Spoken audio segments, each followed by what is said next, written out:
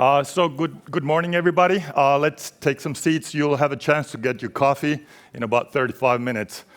We're now going to widen up the discussion from our duck pond up here in Northern Europe to the Middle East and have a different take. I think it's very important that we also hear from colleagues from the Middle East, from the Persian Gulf, how Europe and the situation here looks today. My name is Olli Ruohomäki. I'm a non-resident senior fellow at FIIA, focusing very much on the Middle East.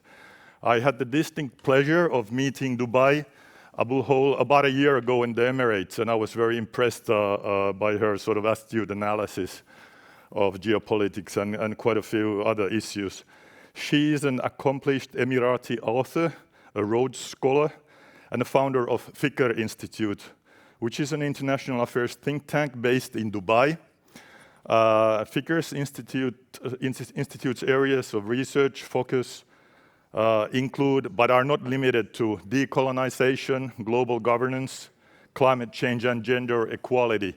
You're a filmmaker also. It used to be. And you have also served with the Emirati Foreign Service. Yes. I understood, yes. So it's really a pleasure to have you here. Thank you. Let's kick off with the interview. So amid Russia's war on aggression in Europe, in Ukraine, Europe has been really forced to rethink its energy security and geopolitical strategy in the Middle East and Persian Gulf.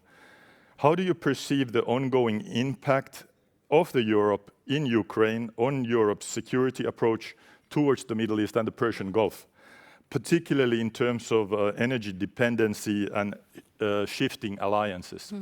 First of all, I want to thank FIIA and the Helsinki Security Forum for having me with you all here today. I think it's very important to not look at security in isolation. We cannot afford to have Europe only look at its own conflicts and the Middle East look at its own conflicts. They're all interconnected, and I think conversations like this help not only bring our views more closely aligned, but also have a very frank discussion on the realities on the ground. I think for too long, and particularly in the years leading up to the war in Ukraine, Europe has sidelined the Middle East a bit and has really taken for granted its relationship with Gulf capitals. And Gulf capitals in particular have always been ready and capable to be energy suppliers to different parts of the world, but their energy transition has been criticized as being too slow.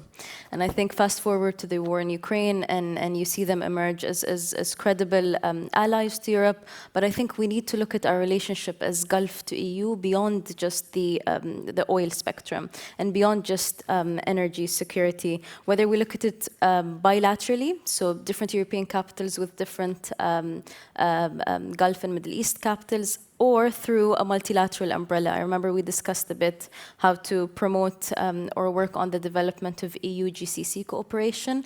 I think that scope needs to be more broadened, and the Middle East and the Gulf can't be looked at as sort of like a second option when war erupts.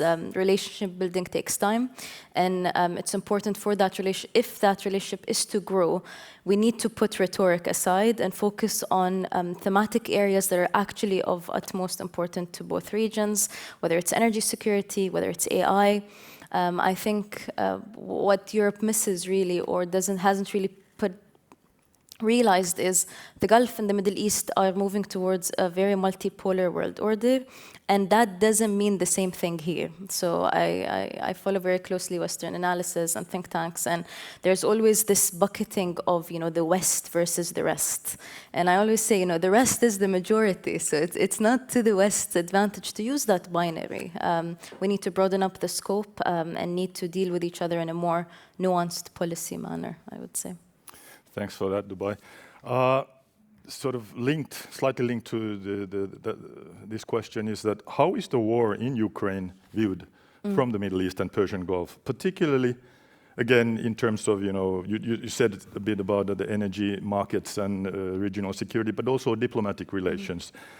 Are there any significant sort of shifts in how Middle Eastern countries and Persian Gulf countries are aligning themselves in response to the conflict in Ukraine? I think we see an evolution, particularly across different Middle Eastern positions on the war in Ukraine. But I think it's important to kind of go back a little bit towards the beginning of the war and sort of international or Western shock at how, the Middle East didn't just rally behind Western allies and Western capitals. And it's important to understand the mood of the region. Pre the war, there was always this sense that our conflicts and our wars have been relegated to the side. This idea that, of course, there's another war erupting in the Middle East. And this sense of and particularly, I know we'll get to Gaza in a bit, but the sense of almost dehumanization of Arab life has been very difficult for the region to come to terms with. And I remember very early on in the war, there was coverage. Not that I take Fox News as like the epitome of Western excellence, but I remember coverage on Ukrainian refugees, and there was a comparison that said, these are not. There was a news anchor who described the situation. These are not refugees from Syria. They're blue-eyed, they're blonde. And the region really was very taken aback by that. And human life is a human life regardless of where it's lost. And that's where the region took a pause and said, enough of this relegation of secondary importance to our region. We are sovereign nations, and the reaction wasn't, pro-Russia or anti-Ukraine. What it was is anti-double standards when it comes to international law and when it comes to looking at the region. I always say, we've had it with the world talking to the Middle East. We want the world to talk with the Middle East. Yeah. It's a tough conversation. I recall when Finland was joining NATO and, of course, talking about the Ukraine war, I was interviewed in Al Arabiya and Al Ashraq, I think it's Abu Dhabi-based TV channels, and trying to explain, what's going on here from our viewpoint. And there were some really tough conversations, but also very useful ones. And I was glad to be able to also share this conversation. I think the viewers, there was about 50 million people online watching that interview. So I was like, wow. You need to send me the hardcore discussions. Okay, let's talk a bit about Israel's current actions, particularly in Gaza, and of course, as we are watching, as it is unfolding, the events in Lebanon at the moment. You already mentioned and alluded to the fact that, at least from some quarters in the world, Israel's actions have really drawn widespread criticism. But how do you assess the international community's response? And maybe you need to break down a bit. What is the international community? How is international community understood also in your region towards and to Israel's policies in Gaza, in Lebanon? And also, what more could be done to address the dire situation, both in Gaza and Lebanon? And also the worries that the things might really get out of hand and really explode big time. Way beyond Ukraine, actually, if you compare to what's going on in the Middle East at the moment.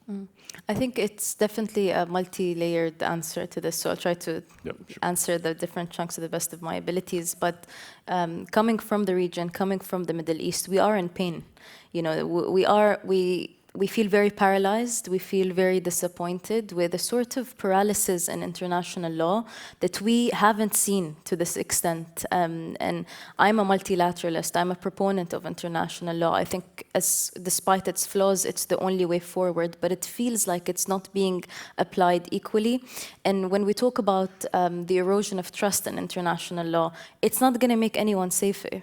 When we look at the UN and we look at the sort of honest paralysis in what's happening, and we all see the complete chaos and a genocide in real time on our phones, there's really the long-term impact of this on young people in the region. I don't think this part of the world is quite aware of. And international law must be looked at as the great equalizer. We've seen progress with the ICJ. We've seen the sense of, international law can still address the international community's biggest concerns. But I think, it's not enough. And we cannot talk about even Israel's security without talking about the need for the establishment of a Palestinian state. I think when we talk about Europe, I'm very much against sort of bucketing everyone again into a West spectrum. But I think tangible steps have been made that can be built on, like the recognition coming from Norway, Ireland, and Spain. I think there's a sense that, this cannot take this long, this cannot continue unfolding in the way that it has. But there are nuances that we also need to tackle. For example, I've followed how there's been contention on numbers of those who have been killed in Gaza. There are around 40,000 according to the UN. And the fact that that even is debated in Western media and circles as, no, it's not 40,000, it's 10,000. A human life is a human life. A child is a child. One child murdered is one too much. And I think that needs to be talked about more. We need to go beyond the sort of rhetoric, like asking for condemnation here and there, and getting to the point of, how can the international community, how can Europe take its diplomatic weight globally and actually put a stop to this? How can we get to a ceasefire? And it's very easy to get lost in the details now of like, okay, what happens next? We cannot even talk about the day after without us stopping, what's happening. It's getting out of control, as you said. It's beyond Gaza now. Lebanon is there. Just before the session, I've been checking on my friends, and in the past 48 hours, 1 million Lebanese citizens have been displaced internally. This is no longer, a 2-week timeline. This is real. It's getting out of hand, and we would really, if anything, require the support of the EU's political and diplomatic weight to not just diffuse tensions, but to say enough is enough, and international law needs to apply to everyone and all sides as well. Maybe just a further vignette to that. I mean, we have you have the Gulf Cooperation Council, yes, which is a very important platform in the Persian Gulf, and then we have Europe. So what do you see, what would be the sort of ways of enhancing and deepening and strengthening this cooperation between European Union, EU, and the GCC? I think it's twofold. So you have the Gulf as a regional multilateral umbrella. It's mostly concerned with, I would say, coordination on foreign policy, on military and defense, but also that cannot be looked at in isolation from bilateral relations as well with different key capitals. Every Gulf country has a sort of different sector it's focusing on. So whether we're looking at AI, and we were talking a bit earlier on cybersecurity, I think a lot of that can happen quicker bilaterally between different European capitals and their counterparts in the Gulf, but strengthening sort of EU-GCC cooperation beyond annual conferences and to really get to perhaps the development of a very swift, very quick reactive working groups can perhaps be a way forward. But the sort of older mechanism of, let's just meet and once a year is not gonna help. Yeah, because the world is developing and things are changing so in such a rapid pace that you need a constant dialogue to go forward. Let's talk a bit about your work on human rights and governance in the Middle East and Persian Gulf, because when we met a year ago in your office in Dubai, I was really taken and sort of impressed by your analysis. So, Europe has been supporting in the past, democratic transitions and promoting human rights in the region. But then there are, of course, strategic interests and partnerships play a part. So, I mean, what's your sort of take on the whole human rights, democracy discourse and role of outsiders, and then, how you see things in the region? I think I take a bit of issue, if you allow me, with the framing of the question, because I think that kind of rhetoric has really led us to where we are today. As a region, we have grown, quite frankly, fed up with a saviorist narrative towards us. When I'm in conferences like this, I always realize the audience is slightly surprised when they see that I'm not an oppressed woman asking to be saved in this part of the world. And that kind of represents just one aspect. There's this one-way dialogue on human rights that have plagued our region for too long, and the sort of very lecture-based approach. not keeping in mind any context on how our social structures are built, no knowledge on the history of both Gulf monarchies as well as legitimacy of rule in different parts of the Gulf, and the tribal systems that we hold very dear. We're very proud of our history, we're very proud of our context, and we're vehemently against parachuting, sort of Western democratic models into the region. I think, if anything, Western intervention in Iraq should have been the last time we asked that question. But it's not to say that this is a denial of realities on the ground. It's to say we have agency over our own domestic affairs, and there are things that we would love to have a dialogue with the West on when it comes to human rights, but it needs to be a two-way dialogue. I've had delegation, a group of Harvard students visit our think tank, and I can almost recite their allegations, and I was like, tell me, or I can tell you what you're about to tell me. And it's again not to kind of create a sense of whataboutism, but is to say, we're no longer okay with this one-way flow of criticism of, it almost feels. If you want to empower women, don't tell us how to do it.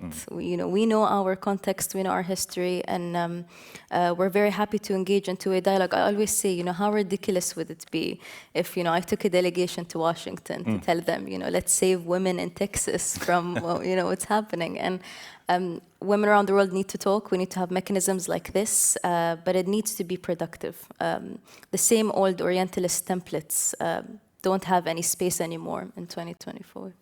I agree 110% with you. I'm very impressed. Thanks. Maybe one more question, and then maybe we can have a couple of Q&As.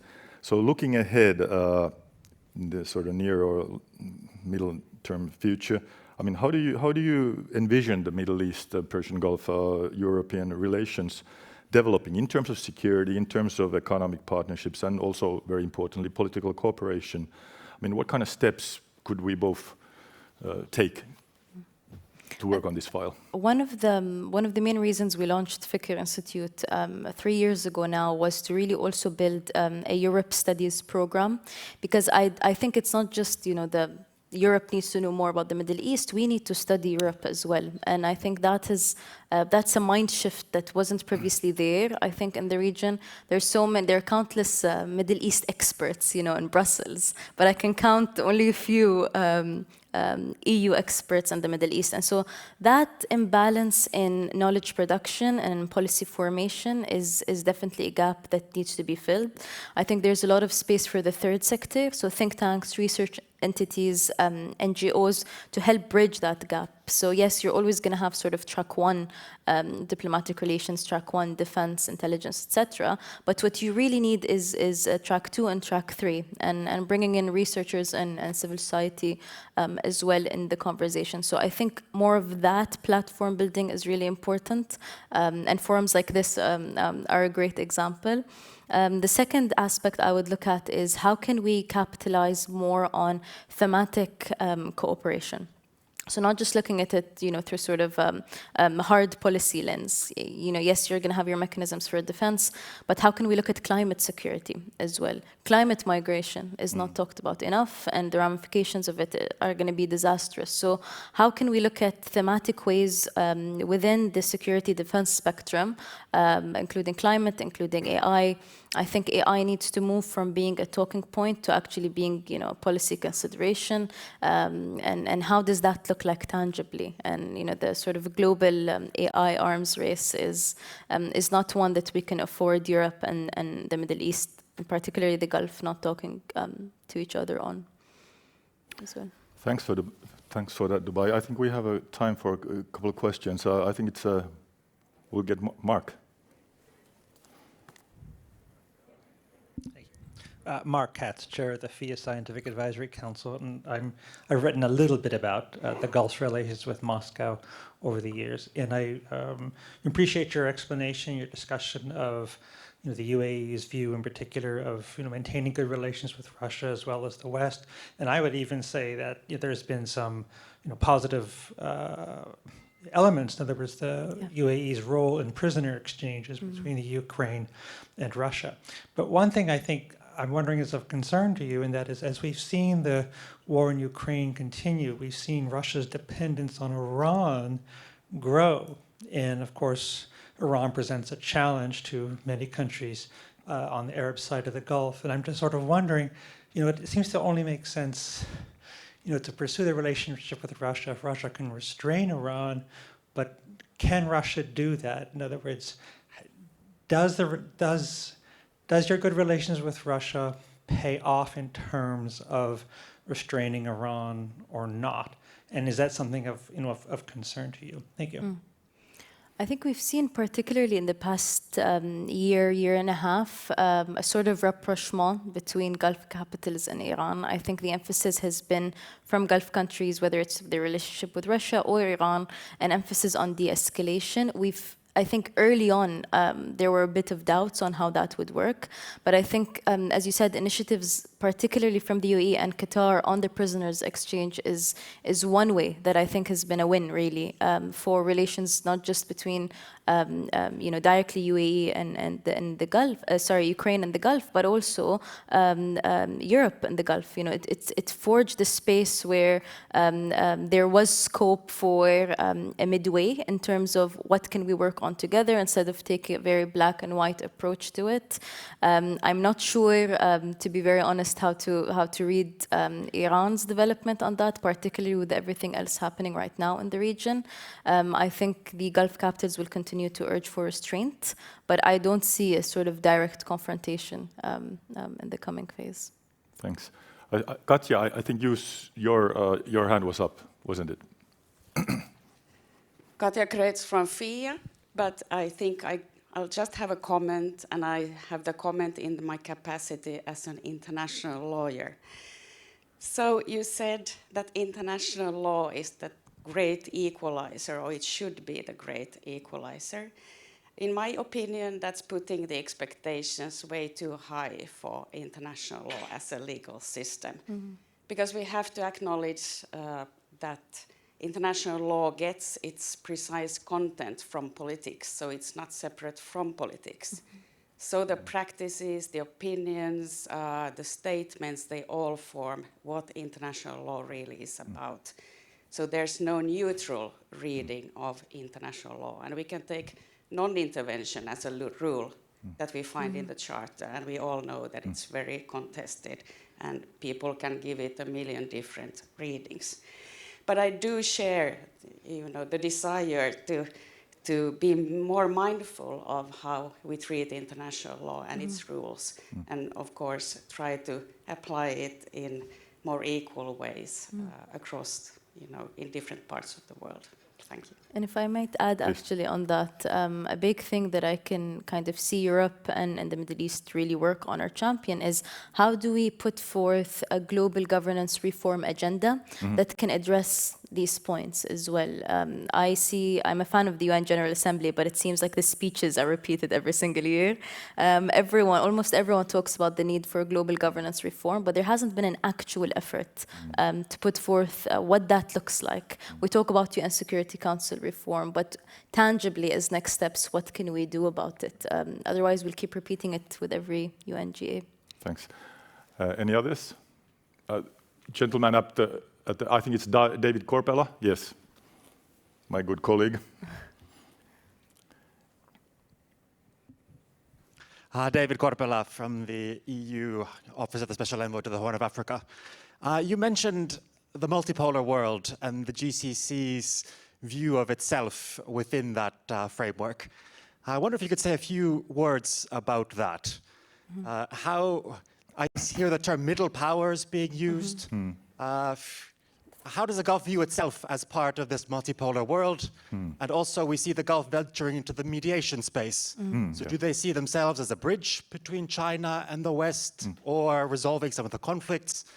Maybe a bit of reflection on that could be very useful. Thank you. Sure. I think what I tried to mention earlier was multipolarity means different things to different regions. So when you talk about multipolarity in the US context, it's this binary of, a US versus a China-led order. In Europe, my reading of it is that just means total chaos. But in the Gulf in particular, it presents an opportunity to not look at international engagements in a very hierarchical way. It's a time where you can look at forging partnerships and alliances beyond and perhaps even without US-led frameworks. I think BRICS is a good example of that. It's still too early to kind of look at a potential BRICS Security Council. I don't think that's the direction it's going in. But what multipolarity looks like for the Gulf when viewed positively is a chance to be able to not look at international affairs in a hierarchical manner, but perhaps a more horizontal one, one where you can work with different countries and regions on different thematic issues versus always be plugged or forced to choose between one side or the other. Thanks. Since the first panel went a bit on overtime, we still have a couple of minutes. Any other questions, comments? From colleagues, or are you thirsty for coffee? There's one on. Please, Professor Paula Vanninen. So thank you. I was interested about your term that you are a little bit irritated about the women's position, that we Westerns, we come to teach you how women should be treated. And I know it myself that I have had a little attitude when we are doing teaching in Africa and Asia, that we somehow think that we should show how we do things in Western. And I know that in Finland, our things are not okay yet for the equal between men and women. But how would you teach us how we should come to your countries, not only Qatar, but also other countries, that we wouldn't irritate you, but we would more respect women's position and to put it forward? Yeah, no, I think the fact that you're even thinking about this is a great step forward. It's not so much that we would kind of be irritated. It's the way approaches happen. So I understand that, within, particularly if we look at the EU Parliament, I can almost count like 20 statements they issue every year, and they have no idea, what the context is of what they're condemning and what they're boycotting. And it sort of feels very performative when parliamentarians kind of use our region as a talking point or as a way to kind of appeal to their voting base when they could have a conversation with us. Our countries are welcome, our institutes are open, and we want to have two-way dialogue. We want to hear your recommendations, and we also have input on things I think happening in other parts of the world as well. So it's a very basic psychological shift and change that I think the way forward is two-way dialogue, and what we have in common to solve is way bigger and way more important than the divisions that currently kind of put us on two sides of a spectrum. And maybe letting go of the sort of stereotypical ideas of the Gulf that, again, are still rooted in quite an Orientalist view. You'd be surprised at how many people would be very open to your suggestion and to have you join us in Dubai maybe very soon. So thank you very much. I think on this very positive note, we can adjourn this part of the panel discussion and go for coffee. And please give a huge round of applause to Dubai Abulhoul. Thank you. We're happy to have you here. Thank you.